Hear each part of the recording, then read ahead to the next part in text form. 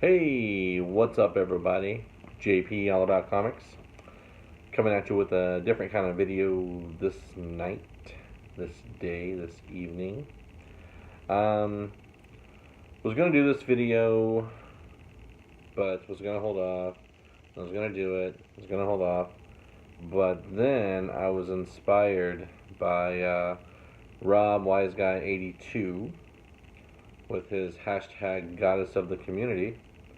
So basically, I'm just going to kind of show off my Natali Sanders collection to date. So you're going to see a lot of books in there that are signed and whatnot. So I just want to kind of take the time before we move here in a couple days, 24 hours or so, and I got to pack up stuff. So I want to take the opportunity to show off some books and kind of show all these awesome covers at one time. I will refrain from showing off my commission in this video this time. You guys have seen it enough. You know it's there. But I do have some new books I haven't shown in any video, so I will get right to it. So some of the mainstream stuff that she has done recently would be this Witchblade #1.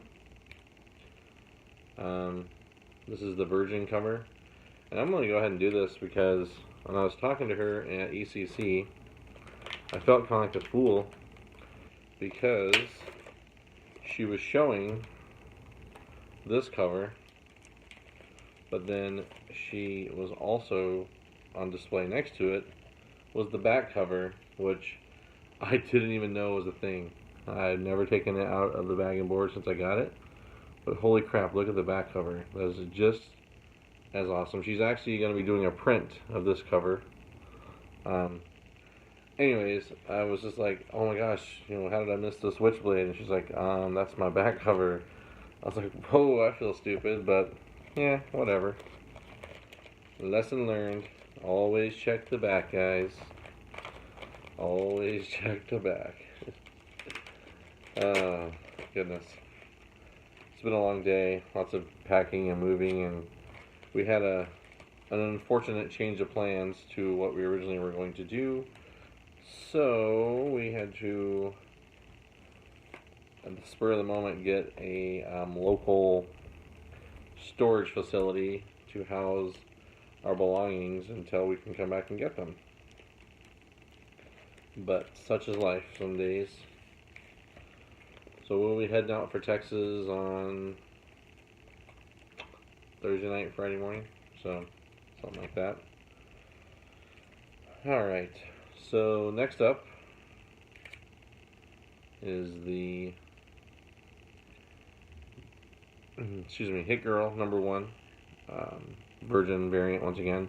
This is part of the connecting cover, which the other half, which is the Kick-Ass, is actually with Natali getting a remark done, so eventually I'll show that off once I get it into my possession.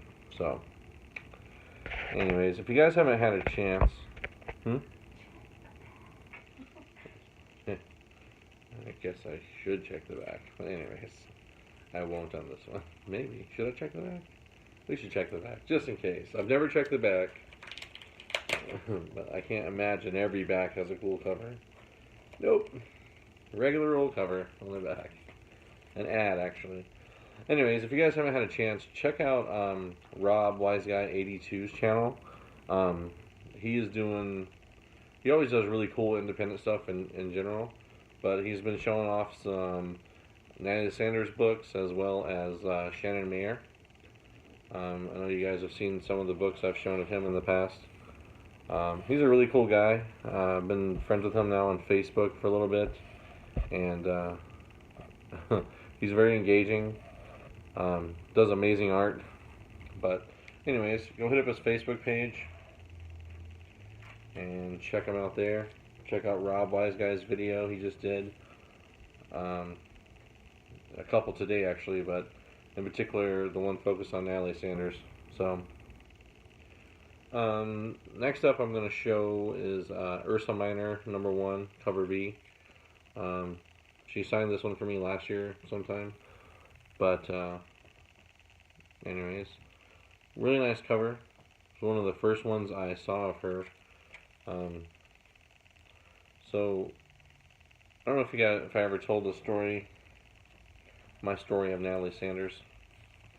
So how I found Natali Sanders to begin with, I was doing some research on Power Girl covers and Power Girl art and whatnot, and I came across her prints that she did for Power Girl, and I was like, holy crap, I gotta check this out. So I went to her website, just kind of started following her artwork, and then I reached out to her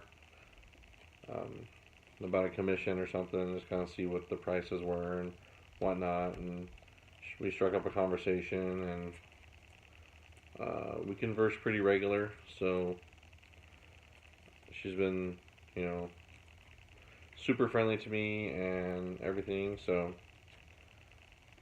I know the little ECC interview thing did not go as planned, but I am understanding, I guess, relinquishing, just accepting things for how they are, I guess. So we'll say that. Alright, so I'm going to stick with the Ursa Minor theme here and kind of go through. I have Ursa Minor number 2. I noticed some recent sales on these are starting to get up there in the $10 to $15 range, which is kind of surprising. I saw number 1 go for $16, $17. Then number 3. This one I call the Natalie Portman cover because I think her face looks a lot like Natalie Portman. I know a lot of people comment how much her art is looks similar to her, the person. But when you see her in person, it's not quite as obvious, I guess, or noticeable. The Natali Sanders profile picture you see on her website isn't necessarily the Natali Sanders looks like anymore, I guess. She's different now. She looks different than that. Next up is Ursa Minor number 4.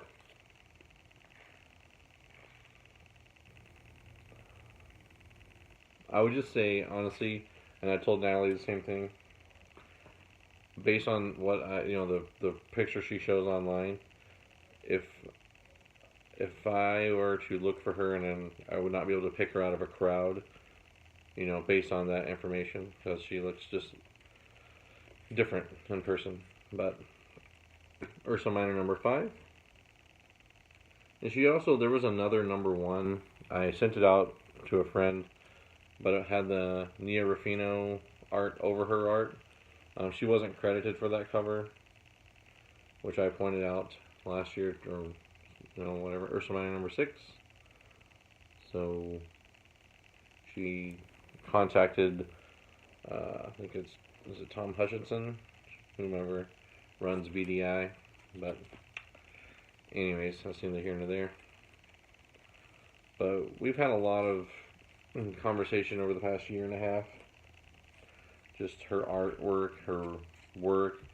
I was kind of spoiled for a while because she was sharing with me like kind of the processes and stuff, and that was kind of what the interview was going to be about, was just kind of the process she goes through. Because a lot of people, you think about commissions, if you collect commissions like I do, there's a whole process behind it. So typical artist that doesn't paint or just does Copic markers and pencils, whatever, they can knock out a sketch cover or a commission pretty darn quick. With her, she paints everything, so it's at least 2 weeks per project. So she's only getting maybe 2 commissions done per month, and then you throw in contracted stuff with Marvel, DC, whomever. So it's just kind of interesting, the whole process. And this is a book I didn't know about until I was at ECC. A gentleman named Phil pointed this book in my direction. This is called Lights, Camera, Jungle, and this one's numbered out of 200. If you guys can see that. So it's a really thick book. It's almost like a graphic novel size. Never heard of this before. Don't know. Like, I know when Natalie gave me the list of books she had worked on, she must have missed this one because it wasn't on there, and she pretty much said as much that she had forgot about this book. But you can imagine, she's done a lot of obscure things over the past few years. This one I bought directly from her website, and she signed it for me as well. I did not ask her to, but she did it anyway, so it was really nice. This is another Ursa Minor cover. I love this one. It's super limited. Let's see if it has a print run on the back. I'm trying to give you guys as much info, so when you're hunting down these books, it's not as difficult as it was for me figuring stuff out. Yes, this is Ursa Minor number 3. This is the Artist Proof series, limited to 200. So I'll show you the back. So a very tough book to find. No idea, like I said, I got it from her for super cheap in comparison to other books. One of my personal favorites is the Penny for Your Soul Death number 1. The retailer incentive. I've shown this 100 times, but I love this book. It's one of my favorite covers, period. Alright, next up is going to be another exclusive. I'll make sure I get it right so I'm not confusing anyone. This is Legend of Oz number 4, limited to 250. She signed this one in gold here. You can see it. She signed that one at ECC for me. I try to take a bunch of obscure books that she hasn't seen in a while, or I actually learned that some of the books she didn't even have herself because they never gave her books, which I think is kind of odd. These next 2 books are actually in my wife's collection, but they're part of Natali Sanders, so I have to show them off. That's the Harley Quinn 25th anniversary. This is the regular variant, signed here with the COA.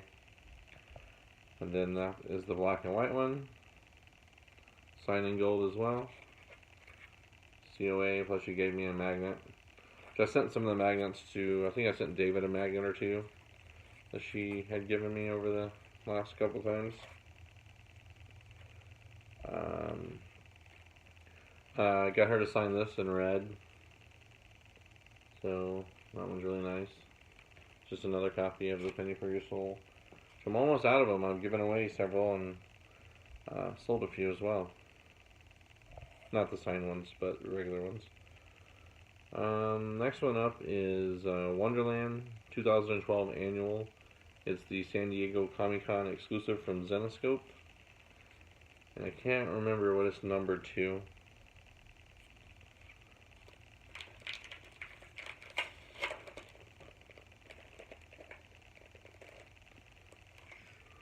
Sorry, I just want to make sure I give all the accurate information.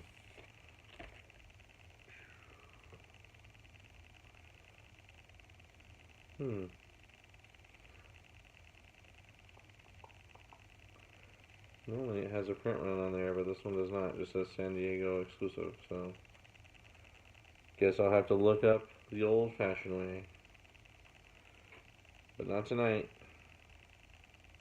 Oh, there it is. Limited to 500 copies. So, there's that.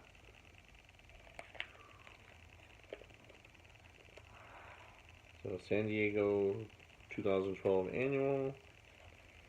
500 copies. Then, this one. This is one of the, harder ones for that. I didn't know. The problem with some of those, the checklists are great and all, but if you don't know what it looks like, because not everyone knows it's a Natali Sanders cover or puts that in their sale or auctions. So this is